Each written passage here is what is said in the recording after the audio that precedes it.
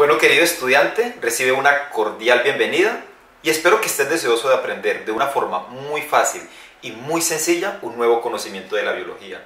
Hoy vamos a hablar de un tema muy importante y aunque si bien es cierto este tema es para estudiantes de biología, así usted no sea un estudiante de biología, se va a dar cuenta que lo va a entender e incluso le va a gustar. Porque este tema se relaciona mucho con lo que tiene que ver con la reproducción, así que seguro que le va a gustar. Si es así, no olvide entonces compartirlo, no olvide suscribirse y dar que le gusta. Vamos a hablar acerca de lo que es el ciclo celular. En el primer video ya hablamos de la primera parte del ciclo celular y hablamos acerca de lo que era la mitosis. Hoy vamos a hablar de la segunda parte del ciclo celular, que es la meiosis. Si usted desea más información sobre la mitosis, en la descripción del video se va a encontrar con un enlace que lo va a llevar a esa clase de la mitosis. Entonces, ¿qué son la meiosis y qué es la mitosis? Recuerde que estos son dos mecanismos o dos procedimientos que utilizan las células para reproducirse, para dividirse y dar origen a otras células iguales o semejantes a ellas. Estos dos mecanismos, aunque cumplen con una función muy parecida, son diferentes entre sí. Por ejemplo, la mitosis sirve para producir células somáticas. Recuerde que las células somáticas son todas las células del cuerpo. Esas células somáticas al mismo tiempo son diploides, que se puede representar como 2N. ¿Qué significa diploides? Quiere decir que tienen el juego completo de cromosomas. Por ejemplo, en el caso de los seres humanos tenemos 46 cromosomas. Mientras que la meiosis es para células germinales. ¿Quiénes son las células germinales? Son las mismas células sexuales o los mismos gametos.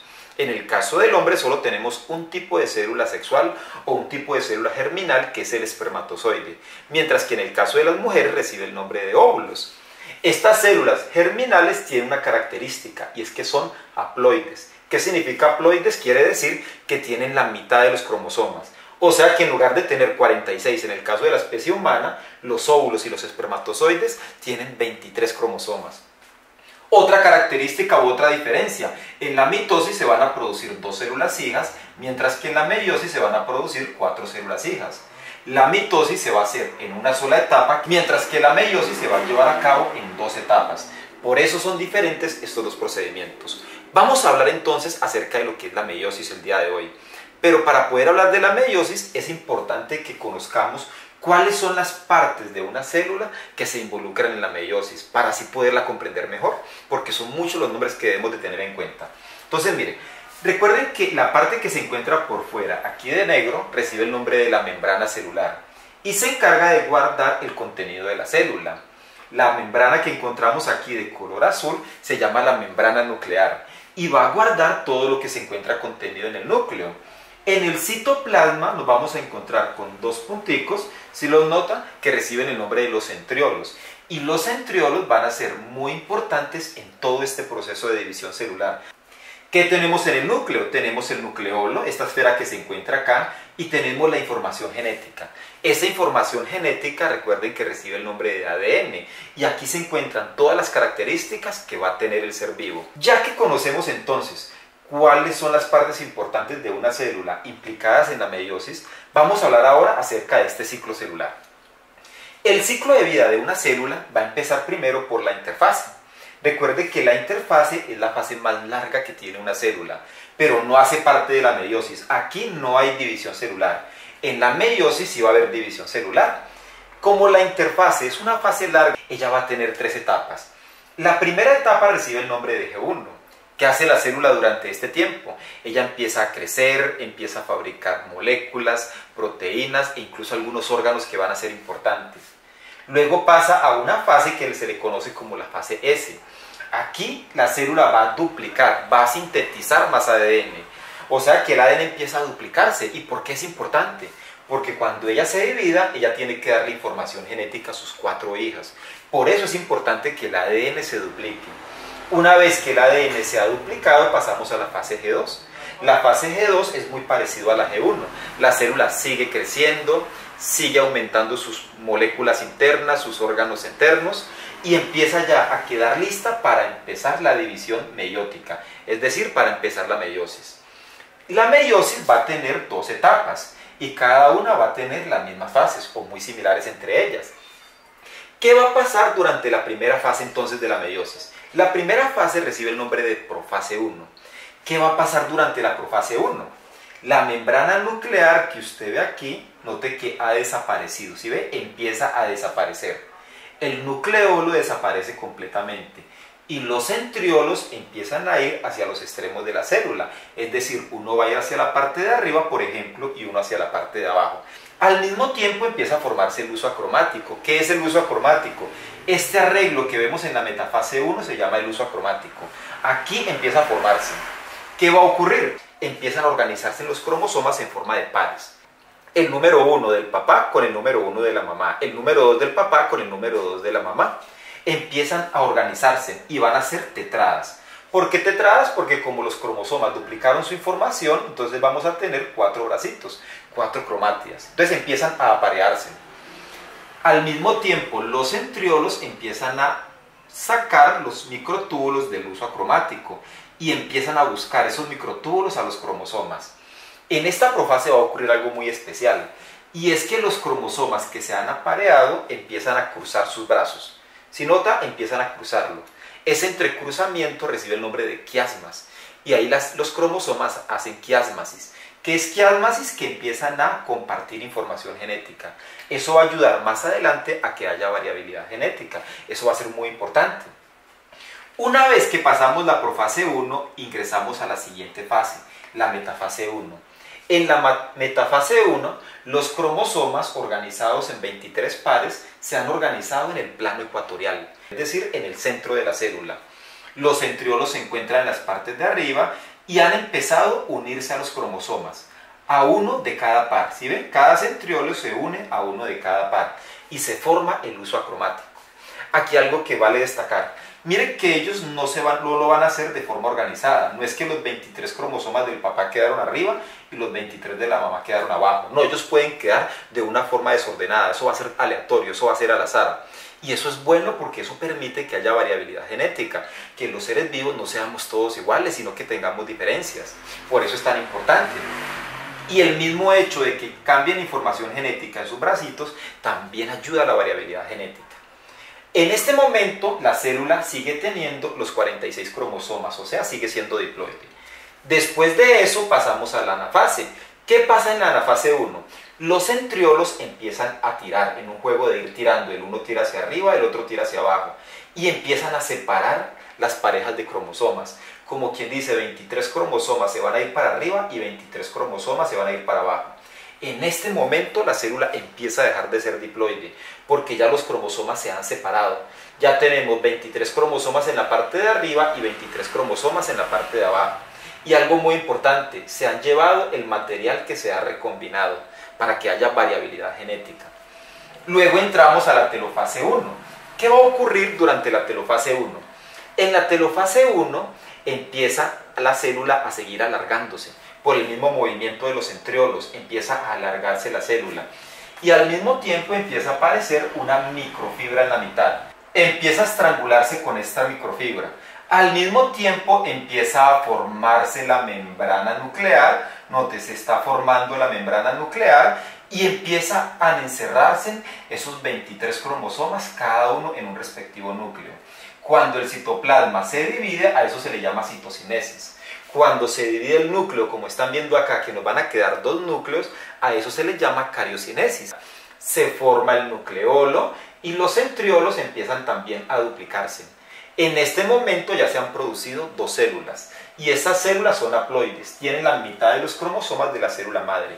En este momento ya tenemos entonces 23 cromosomas en cada una de estas células. Pero resulta que hay un acontecimiento aquí. Y es que los cromosomas, como duplicaron su información, todavía tienen doble información genética. ¿Qué quiere decir eso? Quiere decir que todavía se pueden seguir dividiendo. Así que cada una de estas células va a empezar a hacer una división.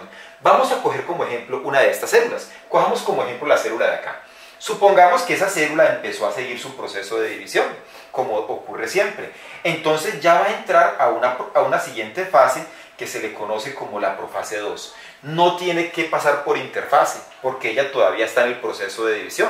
Ella sí pasa por una fase intermedia que se llama intercinesis, pero inmediatamente pasa a la profase. ¿Qué va a pasar en la profase? Recuerden que estamos con la división de esta célula. La membrana nuclear empieza a desaparecer nuevamente, Si nota, desaparece también el nucleolo. Los centriolos se van a ir a los polos opuestos de la célula y empieza a formarse el huso acromático. Empiezan a salir los microtúbulos del huso y empiezan a buscar a los cromosomas. ¿Sí nota? Ya en la siguiente fase, que es la metafase 2, se forma completamente el huso acromático. Los cromosomas, note, se alinean en el plano ecuatorial de la célula y los centriolos empiezan a adherirse a cada uno de los brazos. Cada brazo, recuerde que se llama cromátida, y lo va a hacer a través del cinetocoro. Cada uno se va a unir a un cinetocoro de un brazo y va a empezar un juego de un tire y afloje. Ese juego de ese tire y afloje va a conseguir algo, y es que la célula tome una forma ovalada como usted ve allí. Pero lo más importante, va a hacer que las cromátidas hermanas se separen.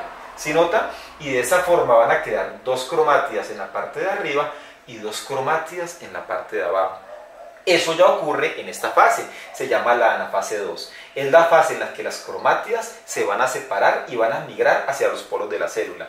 Y note que va a haber variabilidad genética. Si nota, pueden haber cromosomas del padre, de la madre, e incluso va a estar la combinación genética que se consiguió aquí en la profase 1. Vamos a tener esa combinación de material genético.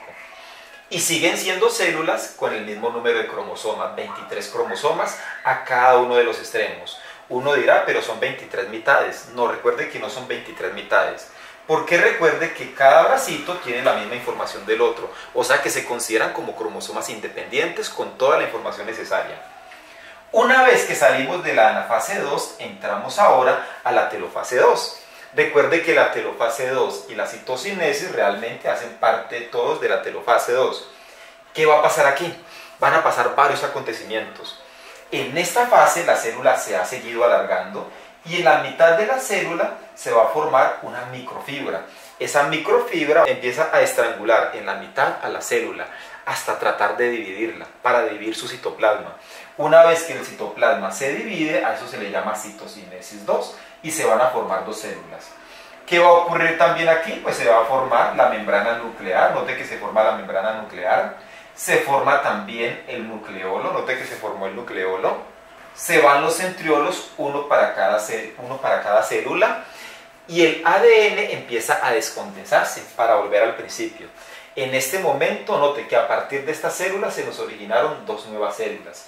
Esas dos nuevas células van a tener cada una 23 cromosomas, es decir, la mitad. O sea que son células N, células haploides.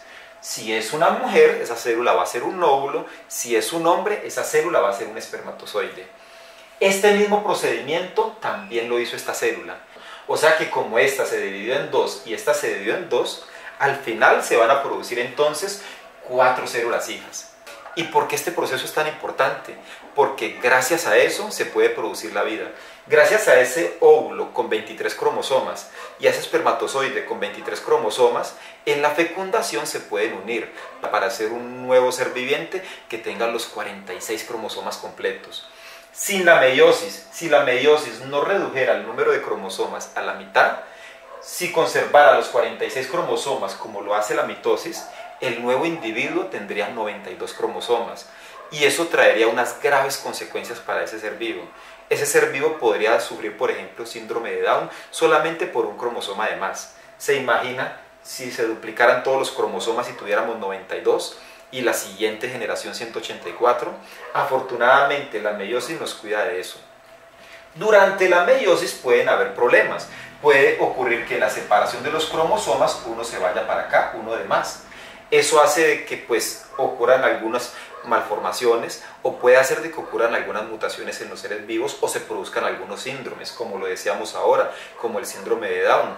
Pudiera ser que un extremo quedara con 24 cromosomas y al unirse más adelante con una célula de 23 puede hacer que un individuo tenga 47 cromosomas. Y el otro individuo que quedó con menos puede quedar con menos cromosomas y pueden generar otros síndromes. Son cosas que pueden ocurrir en la meiosis. Afortunadamente no pasan con mucha frecuencia y este proceso casi siempre se lleva de forma maravillosa. Bueno, esta es entonces la meiosis. Espero que haya quedado claro, que la hayan entendido, que esta clase haya sido de su agrado. No olvide compartir este video, suscribirse si aún no lo he hecho. Y no olvide que hay otras clases que les espera. Espero que sigan aprendiendo y que sigan disfrutando de este conocimiento que se hace con mucho cariño y es para compartirlo.